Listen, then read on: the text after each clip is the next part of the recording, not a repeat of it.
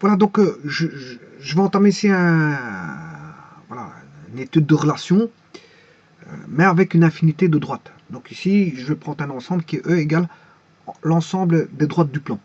L'ensemble des droites du plan. Donc vous voyez que c'est une phrase, hein. Il y a un complément. Il y a un complément, on comprend là, cette phrase-là, elle est compréhensible, hein. Ensemble des droites du plan. C'est une phrase qui spécifie qu'on a affaire à une infinité de droites et qui constitue toutes les droites du plan. Toutes les droites du plan. Donc on en a une infinité ici. Alors, la relation que je vais établir, c'est par rapport à cette infinitude de droites, c'est la relation est parallèle à.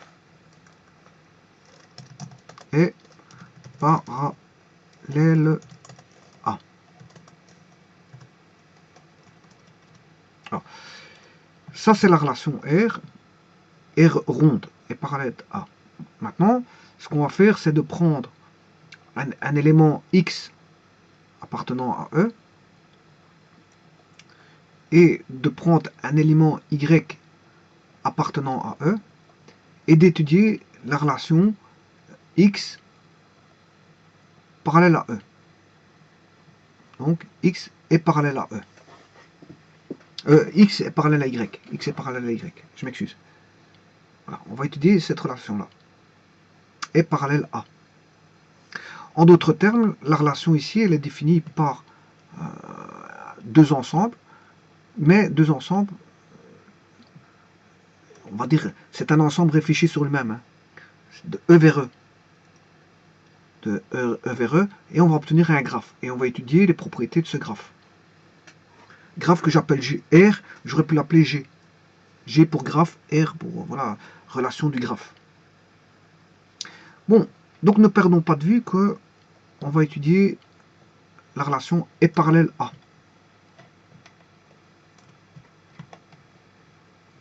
Alors, le problème c'est que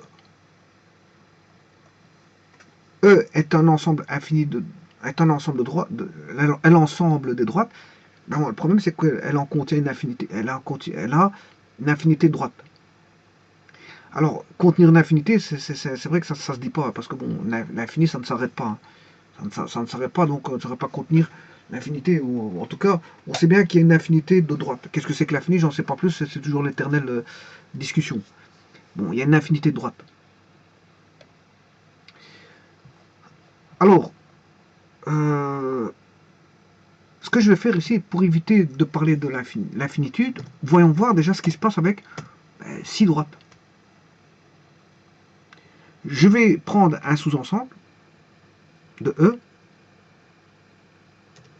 et étudier pour 6 droites, que je vais appeler D1, D2, D3, D4, D5 et D6. Voilà. Étudions la relation pour 6 droites. Je ne sais pas qu'est-ce qui s'est passé là. D5, D6, voilà, et D1, D2, D3, D4, D5, D6. Voilà. Donc je crée un sous-ensemble E et je vais étudier sur base de ça. Et puis je vais conjecturer par rapport à l'infinitude de points. Alors, qu'est-ce qu'une droite? C'est une infinité de points qui sont alignés. C'est-à-dire qu'ils ont même direction. C'est une infinité de points ayant tous la même direction. Donc, une droite est définie par sa direction dans le plan. Donc, je vais tracer 6 droites quelconques. Voilà. En voici une première, en voici une seconde, en voici une troisième, en voici une quatrième, en voici une cinquième, et en voici une sixième. Bon. Alors, tout d'abord, est-ce que c'est des droites? Ben non, parce qu'une droite, c'est infini dans les deux directions. Donc, je dois mettre 3 petits points comme ceci. 3 petits points. 3 petits points. 3 petits points. 3 petits points. 3 petits points. petits points, 3 petits points, 3 petits points. Et de ce côté-ci, il y a 3 petits points. 1, 2, 3. Pour dire que les points sont continuels. Hein. On n'a pas, pas à faire des segments ici. Ce sont des droites. Bon, alors les droites, je peux dire que celle-ci c'est des 1.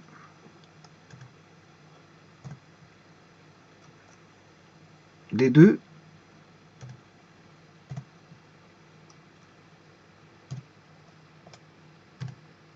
Des 3. Des 4. Des 5. Et des 6.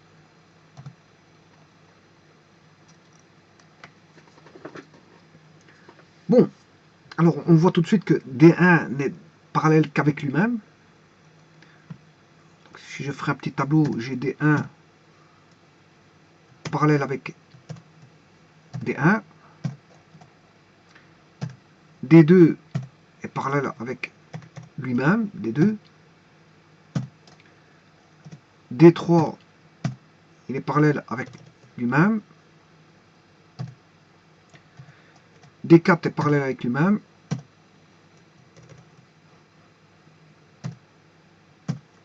D5 est parallèle avec lui-même. Et D6 est parallèle avec lui-même. C'est ce qu'on appelle des droites confondues. D1 est confondu avec lui-même. D2 est confondu avec lui-même. Et D3 est confondu avec lui-même. Alors, comment sait-on que ce sont des droites confondues? Ben déjà, c'est que quand vous faites DI inter DI, voilà. Et ce sera valable pour toute droite qui sera, voilà, DI inter DJ, c'est valable pour voilà, un ni différent de J. Eh bien, si vous avez DI inter DI est égal à DI, eh bien, ça, c'est différent du vide. DI inter DJ, c'est soit DI ou DJ.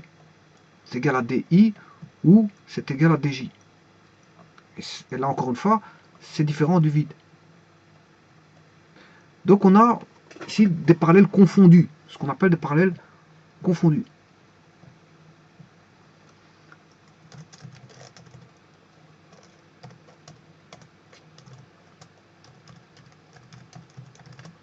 Voilà. J'ai oublié de mettre des 5 par... Ouais, non, j'ai raté.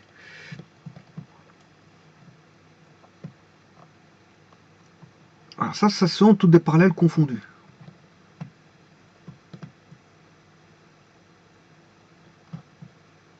Maintenant, mettons les parallèles distincts. Les parallèles distincts, eh bien, on a D2 qui est parallèle à D3.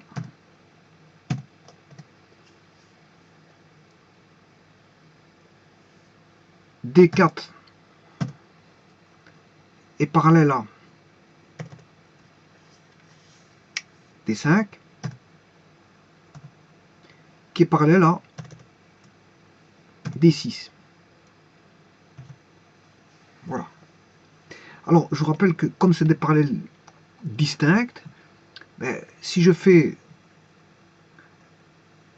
DI inter DJ, là vous aurez l'intersection, c'est égal à l'ensemble vide. Et là, c'est comme ça qu'on voit qu'elles sont confondues. D2 inter D3, c'est l'ensemble vide. D4 inter D5, c'est l'ensemble vide. D4 inter D6, c'est l'ensemble vide. Et D5 inter D6, c'est l'ensemble vide. Donc là, on peut dire que ce sont des parallèles, des droites parallèles distinctes. Des droites parallèles distinctes.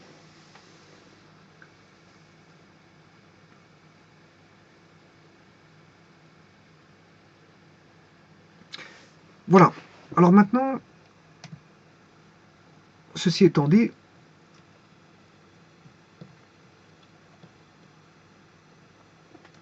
on peut élire, façon de parler, hein, élire une droite qui va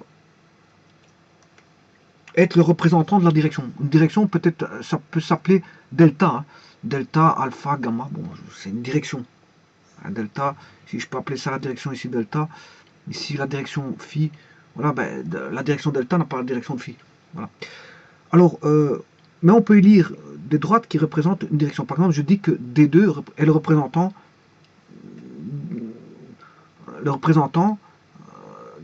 de la direction delta. D1 est le représentant de phi, D4 peut être le représentant d'une direction qui est, je sais pas moi, oméga.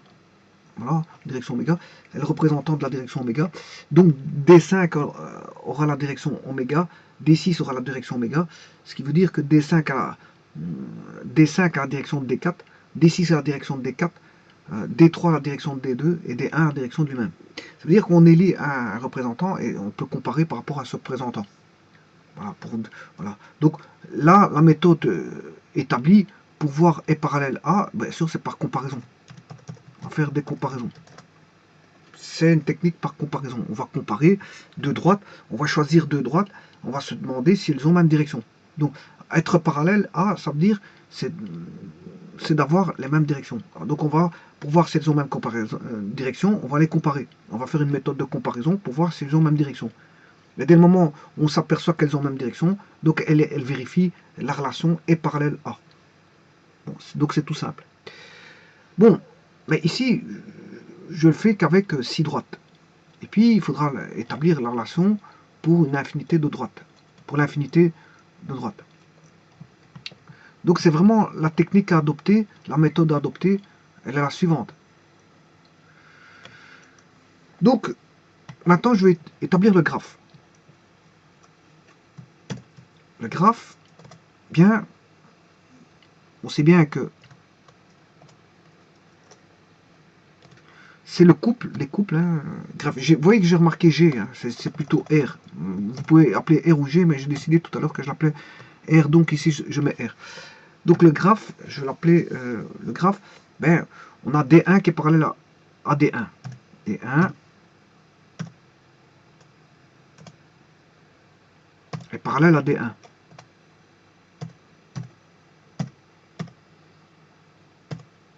D2 est parallèle à D2.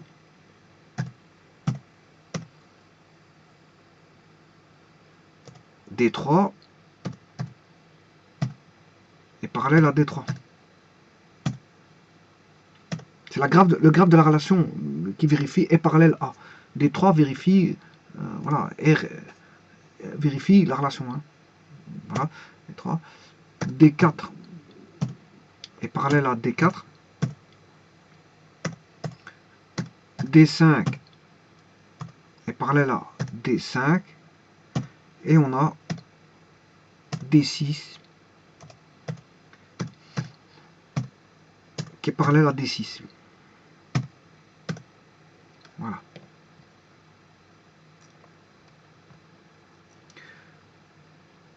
Voilà pour les identiques. Maintenant, je vais faire D2 est parallèle à D3. Ça, c'est les parallèles bon, confondus, hein, parallèles confondus, D1, D1, D1, D2, D2, D3, D3, D4, voilà. On a D2 qui est parallèle à D3.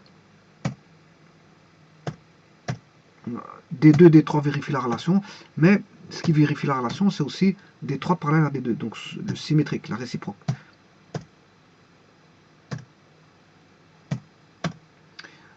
Ensuite, on a D4, D5, D6 qui sont parallèles, donc on a D4, je vais changer de couleur, voilà.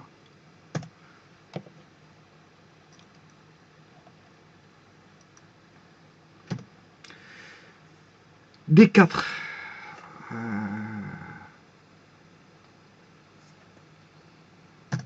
D4 parallèle à D5 D5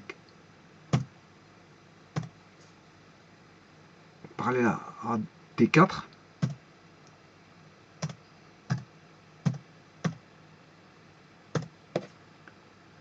D5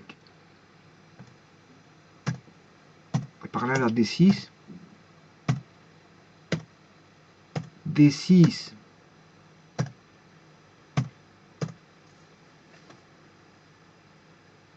parallèle à D5. Et finalement, D4. D4 est parallèle à D6. Et D6 est parallèle à D4.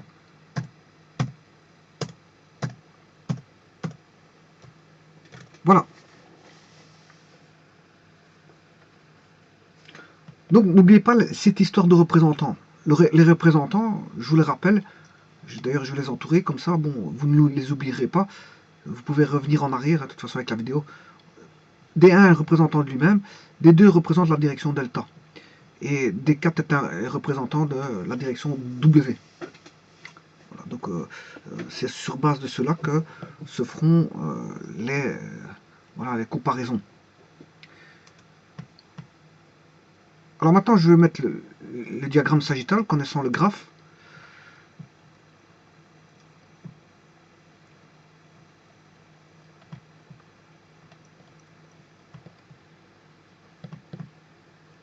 Bien sûr, ici, c'est le E.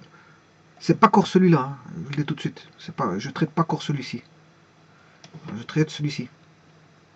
Alors, diagramme sagittal, il dit qu'on a une relation de D1 avec D1. Voilà. Et on retrouve le représentant D1. Ensuite, j'ai une relation D2, D2. D2, D2, ça je ferai D2, D2, voilà. C'est D2. Voilà. Ouais, bon, il faut que je les passe d'abord. Hein. J'ai une relation D2, D2. D2, D2.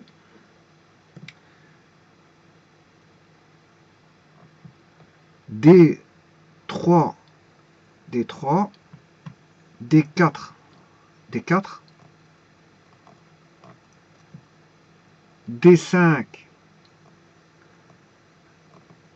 D5 et D6, D6.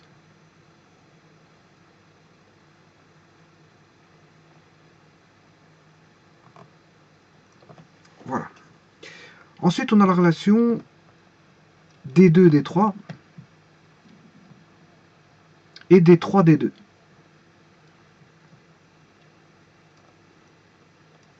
On a la relation D4, D5, D5, D4. On a la relation D5, D6 et D6, D5.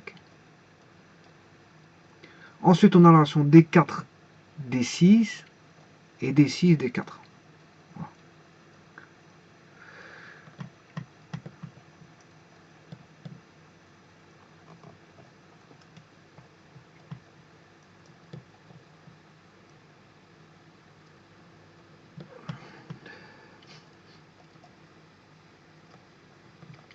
Je réinscris juste la lettre D6, enfin la droite D6 parce que je l'ai mal noté. Voilà le D6 qui est ici. Alors, je peux vous dire que cette relation-là, bon, je vais mettre une barre en dessous des représentants, des deux. Voilà, le représentant ici c'est D4. On a les représentants. Qui représentent la direction, bien sûr, hein, qui représentent la direction. Ce qui veut dire que je peux faire des classes des classes. Alors, avant de faire des classes, cette relation, elle est réflexive parce qu'il y a des boucles partout. Elle est symétrique parce qu'on a une symétrie partout. Elle est transitive parce qu'on a une transitivité partout. Donc, on a une relation, ce qu'il voulait, d'équivalence. Donc, je peux créer des classes d'équivalence en fonction de la direction. Voilà, là-dedans, j'ai dû y rester.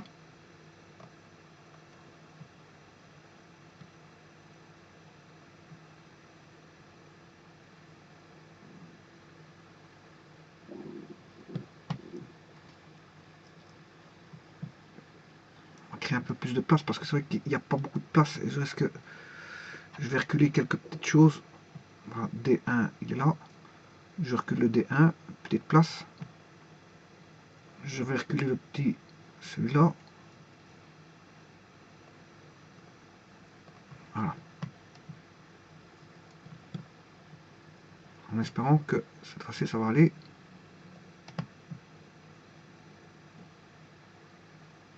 Voilà. Ça, c'est du RST. Là, on a du RST là-dedans. Là, de réflexif, symétrique et transitif. Voilà. Donc, on a une classe d'équivalence là. Et là, on a encore une classe d'équivalence. On distingue par classe. On distingue par classe. Voilà. De direction. Voilà.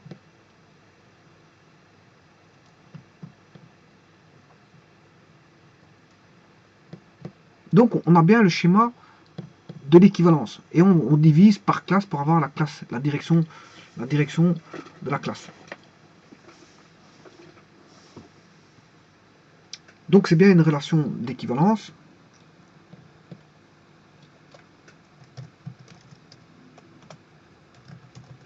Pour laquelle on a décomposé par classe d'équivalence, par classe de direction. Voilà, par classe de direction. Bon. Alors, c'est évident pour 6 éléments. C'est évident, je viens de vous le faire. Donc il faut classer par... Voilà. Maintenant, on va regarder un peu plus loin. Ce qui va être difficile, si on avait 4 droites. Maintenant, vous avez compris. Hein. Voilà. Supposons que j'ai un autre ensemble. C'est toujours la relation est parallèle A.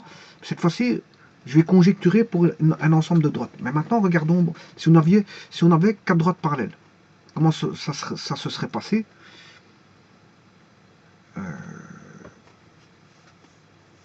On aurait eu, par exemple, supposons que j'ai D1, D2, D3, D4 parallèles. D1 parallèle à D2 qui lui est parallèle à D3 qui lui est parallèle à D4. Voilà, comment ça se serait passé ça? Bien, vous devez mettre, bien sûr, D1 serait par exemple le représentant. Voilà. Et alors, par rapport à ça, D1 est parallèle à D2. Voilà. D2 est parallèle à D3.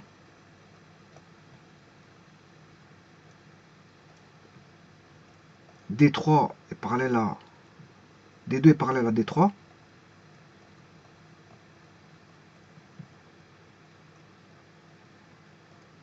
Voilà. Et D3 est parallèle à D4. Donc ça, c'est une classe d'équivalence dont on a une direction D1. Où D1 est un représentant avec une certaine direction. Alors bon, je mets D4. D3 est parallèle à D4. Bon, voyons voir qu'est-ce que ça va donner comme relation, ça.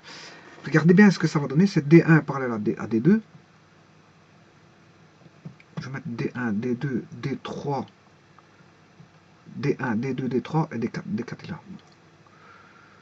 D4, c'est ceci. D1 est parallèle à D2. D1 est parallèle à D3.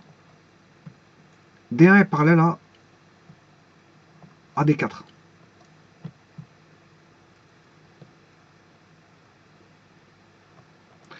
Alors, D1 est parallèle sur lui-même, D2 est parallèle sur lui-même, D3 est parallèle sur lui-même, D4 est parallèle sur lui-même.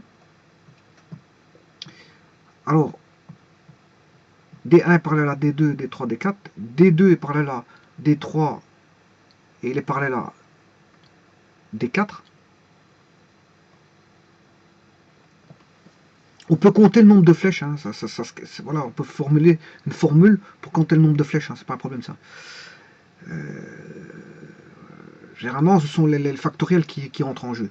Voilà. Donc, D2, D4, D2, D3, D2, D4. Hein. Alors, bon, j'ai les retours. Hein. Si j'ai un retour, ici j'ai un retour. Ouais, bon, je le fais très très mal, parce qu'on ne voit plus rien là. Donc, j'ai bien fait D1.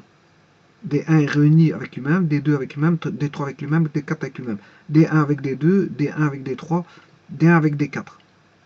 Alors, D2 avec D1, D2 avec D3 et D2 avec D4. Bon. D3 avec D2, D3 avec D1,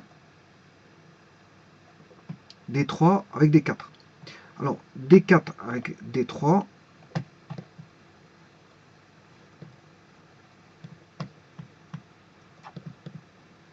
D4 avec D3, D4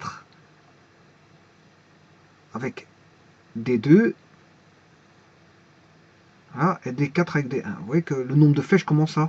Voilà, on a toujours une relation qui est restée, réflexive, symétrique, transitive. Réflexive dans le sens où on a des réflexions partout, c'est-à-dire on a des boucles partout. Symétrique, on a des allers-retours partout. Et elle est transitive parce que bon, on s'est retrouvé voilà, des relations par des compositions. On s'est toujours retrouvé une composition, toujours. On s'est toujours retrouvé une composition là-dedans. Bon. Alors maintenant, faisons-le pour une infinité de droite.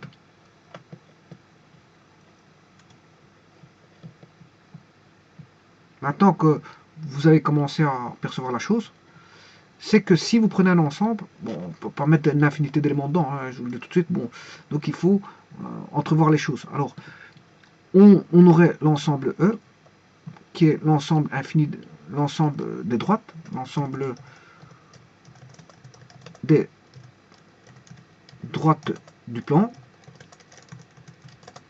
Voilà, c'est l'ensemble des droites du plan. On a bien une relation R qui est égale à E, E avec un graphe. Bon, le graphe ici, on sera impossible de le dessiner, hein, parce que c'est un ensemble d'œuvres. Un ensemble, c'est l'ensemble des droites du plan. Donc c'est pas possible de faire un ensemble. Mais en fait, il faut conjecturer par rapport à ce qui a été vu. Voilà. Alors, je dirais qu'il faudrait créer des classes d'équivalence. Voilà. On crée des classes d'équivalence avec un représentant. Ici, ce serait D1, direction D1, représentant ici D, je sais pas moi, DJ, DK, et ainsi de suite. Voilà, ce seraient des représentants. Voilà. Et là-dedans, dans tout ça, on aurait chaque fois du resté. Du resté ici, du resté ici. Quel que soit l'ensemble que vous allez prendre, hein, je peux même mettre avec des indices parce que ce serait plus facile. DJ1,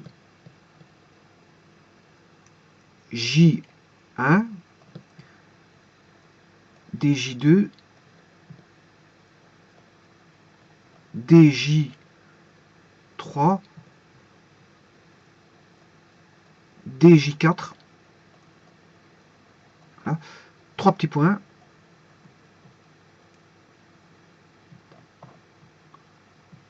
DJN. Bon, ça va. Il y en a une infinité, donc bon là, quand je mets 3 petits points, c'est un quelconque. Ouais, ça continuerait. DJN, ce serait un quelconque. Et alors ça continuerait parce qu'on est classe d'équivalence. Bon là, on aura, voilà, il y a une infinité de droites là-dedans à traiter. Par contre, les directions sont données par des... il y a une infinité de droites qui sont parallèles à une direction donnée. pour la direction DJ1, il faudrait que je marque un peu plus clairement les choses, parce que c'est vrai qu'on voit presque plus rien. Ici, je vais le refaire correctement. On voit pas du tout. Donc, je crée des classes d'équivalence. Hein. Quelques classes, je peux en faire des tonnes. Mais voilà, là j'en ai une, là j'en ai une, là j'en ai une. Voilà, je mettrai même celui-ci ici. Et bien sûr,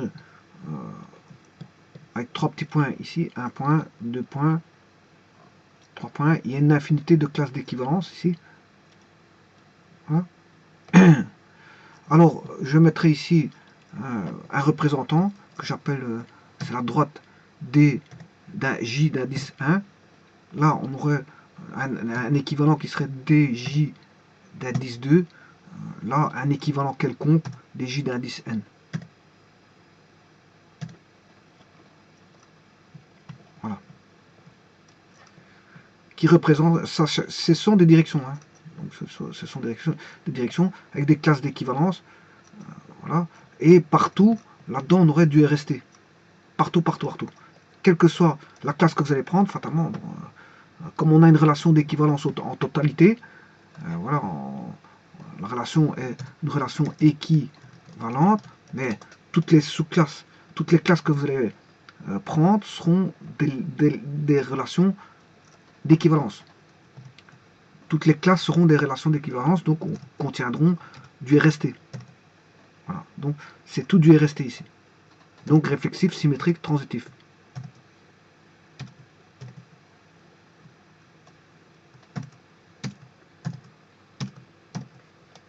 Voilà. Alors comment ça va se passer? Pour classer dans une classe, comment classer dans une classe? Vous comparez par rapport vous faites une méthode par comparaison avec le représentant, avec un représentant,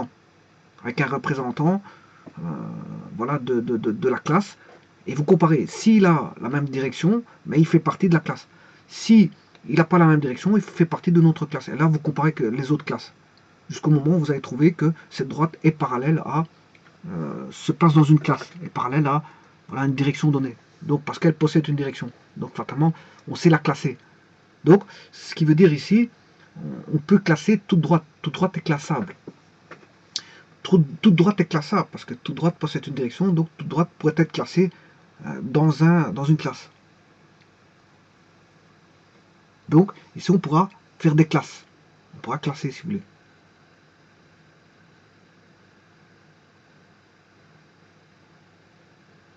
Alors, comment faire? Je viens de vous dire par méthode de comparaison, comment voir les relations parallèles. On les compare et on regarde la relation par rapport au représentant d'une classe. S'il a la même direction que le représentant d'une classe, mais on le classe dans cette classe. Voilà. Et donc, de droite,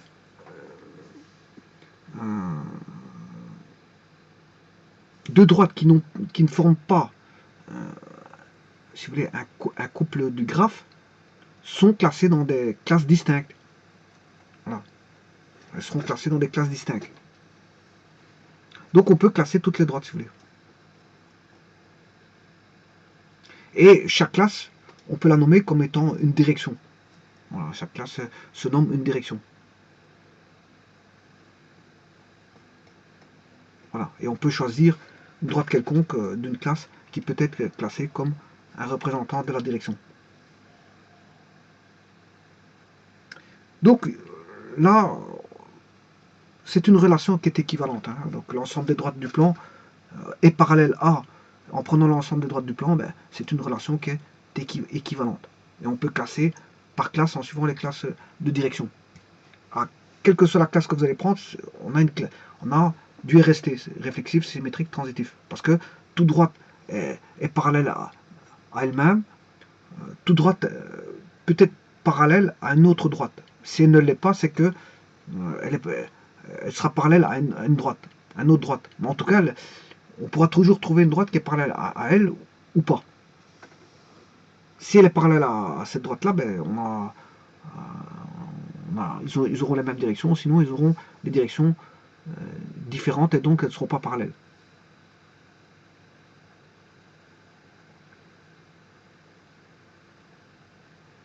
Voilà, donc en fait, ici, c'est toutes les droites qui ont une direction qui sont parallèles entre elles, et on a une classe qui est équivalente et restée. Là, c'est toutes les droites qui sont équivalentes entre elles, voilà, qui sont parallèles entre elles, et ça, c'est toutes les classes qui sont équivalentes entre elles, qui ont les mêmes directions entre elles. Même direction entre elles. Donc on sait classer par direction. C'est ce qui se passe dans un magasin. Bon, vous faites du classement d'objets identiques. Enfin, d'objets, on va dire, équivalents. Tout ce qui est équivalent, vous le classez dans un magasin comme étant équivalent. Vous faites un classement. Voilà, vous allez mettre les articles électroménagers. Voilà. Tout ce qui a une référence électroménager ben, va se classer au niveau des articles électroménagers. Voilà.